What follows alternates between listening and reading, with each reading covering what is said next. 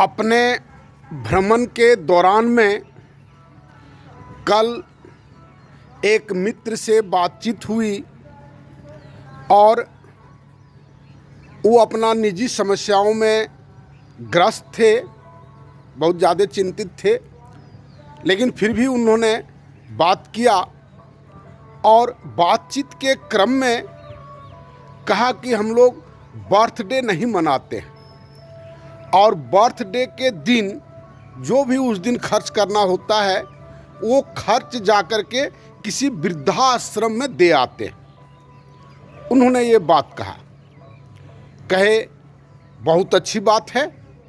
और फिर हम उनको पूछे जो क्यों ऐसा करते हैं, तो कहा मन को सुकून मिलता है। कहे बहुत अच्छी बात, यही तो मनुष्यता है। हम कहे यही तो मनुष्यता है, लेकिन कभी ऐसा सोचे जो वृद्धाश्रम में जाकर के हम कुछ दान करके आए, हमके मन में सुकून हुआ। लेकिन इस एंगल से सोचे जो वृद्धाश्रम में कोई व्यक्ति पहुंचा क्यों, उसका बेटा है, उसका पुतोहू है, उसका बेटी है, उसका समाज है, सब कुछ है। और एक चीज़ और वृद्धाश्रम में उनसे हम कहे कि वृद्धाश्रम में गरीब आदमियों के माँ बाप बहुत कम हैं, ये बात भी आप ध्यान रखिएगा।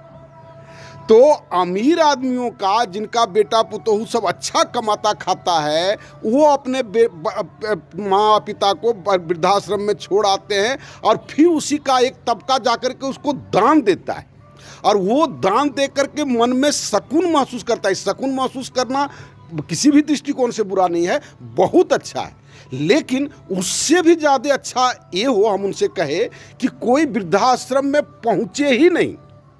क्यों वृद्धाश्रम में पहुँचेगा कोई लोग? आज से 50 साल पहले ये कंसेप्ट नहीं था। भले आज की समृद्धि या आज की सुख सुविधा जिसको लोग समझते हैं वो पहले नहीं था, लेकिन वृद्धाश्रम का कोई कंसेप्ट नहीं था, वृद्धाश्रम कोई नहीं जाता था।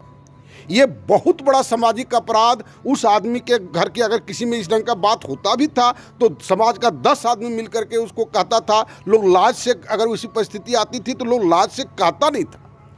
तो वो मूल्य को क्या पुनः से हम लोग फिर स्थापित नहीं कर सकते? एक बात उनको हम कहे। एक दूसरे मित्र मिले, वही मित्र बोले जो हमको फायदा क्या है ये काम करने से, मान लेते हैं आपका जो पैसा आप कह रहे हैं आपको हम दे देंगे, लेकिन हमको फायदा क्या है? कहे सर कितनों बड़ा आप बिजनेस कर लीजिएगा, आप शुद्ध हवा व्यक्तिगत रूप से आप प्राप्त नहीं कर सकिएगा और दिनानुदिन जो स्थिति बढ़ते जा रही है आप नहीं पा सकिएगा।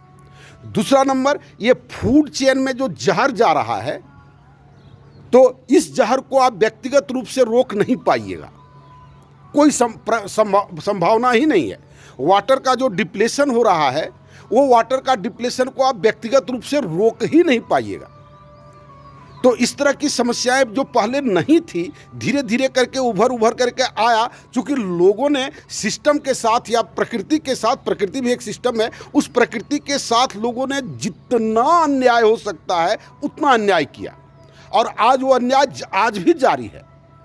उसके पीछे लोगों का तर्क होता है कि समाज प्रोग्रेस कर रहा है। प्रोग्रेस कर रहा है, आप देखिए ना प्रोग्रेस क्या कर रहा है, कौन सा प्रोग्रेस हम लोग कर रहे हैं। उनको एक बेटा है, वो व्यक्ति का हम कहे कि वो बेटा कहाँ है, तो कहे हैदराबाद में। तो कहे सर ये बेटा होने से क्या फ़ायदा है हमको बताइए। हम यहाँ हैं, हमारा बेटा हैदराबाद में है या इंग्लैंड में है, ये वो बेटा है।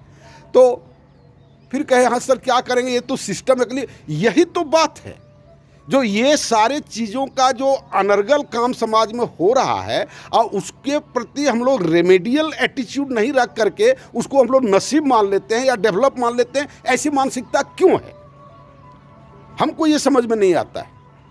और इस तरह से अगर मानते बढ़ते चला गया, हवा दूषित, पानी दूषित, भोजन दूषित, दूध दूषित, मैंने कोई दवा एडल्ट्रेटेड, कोई भी चीज़ ऐसा नहीं है जिसको कि हम कह सकते हैं कि ये एकदम ओरिजिनल है, नेचुरल फॉर्म है। और कितना संदेह के घेरे में सब आदमी है और संदेहास्पद जिंदगी जीता है। आप सोच सकते हैं कैसे मानसिक शांति मिलेगी? क्या मंदिर जाने से मिल जाएगा मानसिक शांति, या मस्जिद जाने से मिल जाएगा, या धार्मिक कृत्यों से मिल जाएगा?